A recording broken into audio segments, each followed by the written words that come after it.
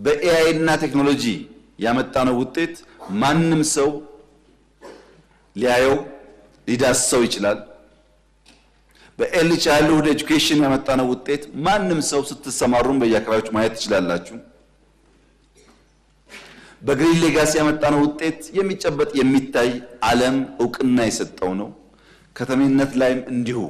ይህ ሁሉ ስራ ሲደመር የሚያሳየው የኛ መንግስት የትናንትናን ዕዳ ለመቀነስ ብቻ ሳይሆን ዛሬ እድገት ለማረጋገጥ ብቻ ሳይሆን ልጆቻችን ነገ ቀና ብለው ከስደት ተቆጥበው በሀገራቸው በኩራት መኖር የሚችሉ ዜጎች የማፍራት ትልምና ፍላጎት በእውቀትና በእቅድ ገብቶን እየሰራን እንዳለን ያመላክታል።